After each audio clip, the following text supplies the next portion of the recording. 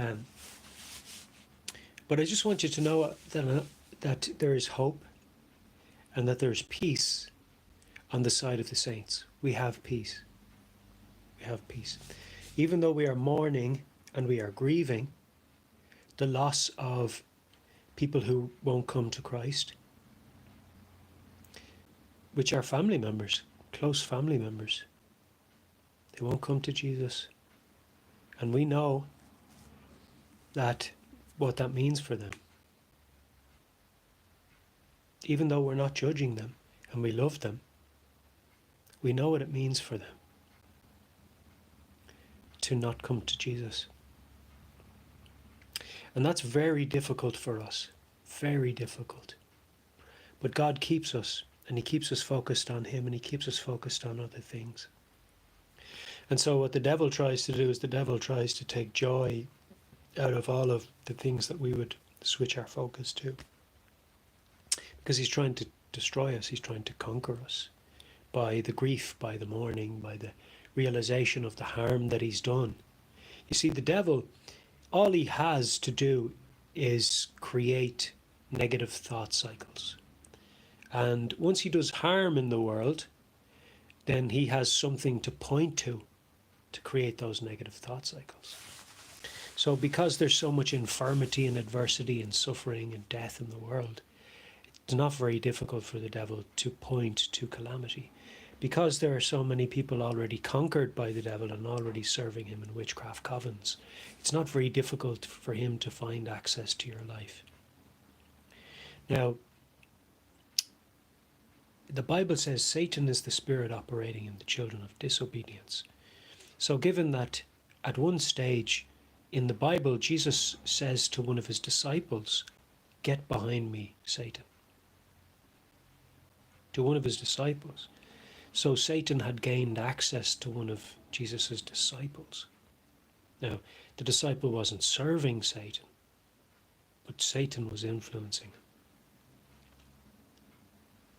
So you have to be careful how you allow the world to influence you and demons. You have to be very careful. Cut them off. They're no use. Only evil. Cut them off. So this world has a number of different things that should be exposed.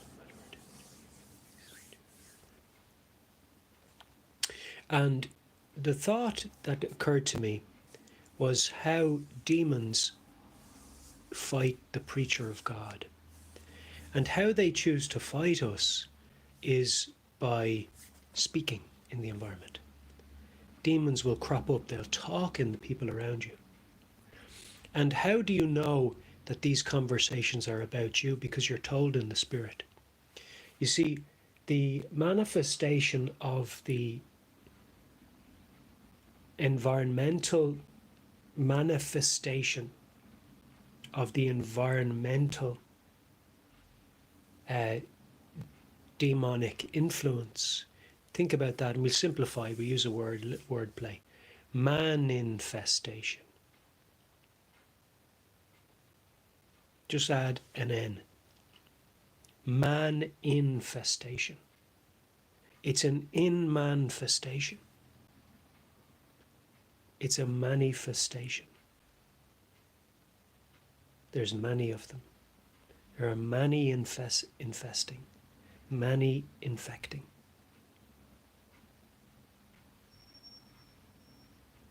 It's an infestation.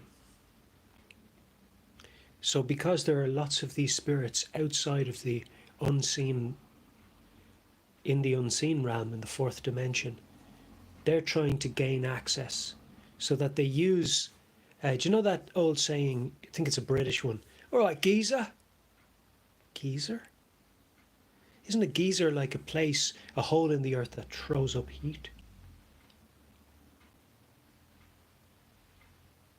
Well, a hell geyser would be like a hole, a pore for hell to outpour, to pour in. and for eruptions to come up out of hell.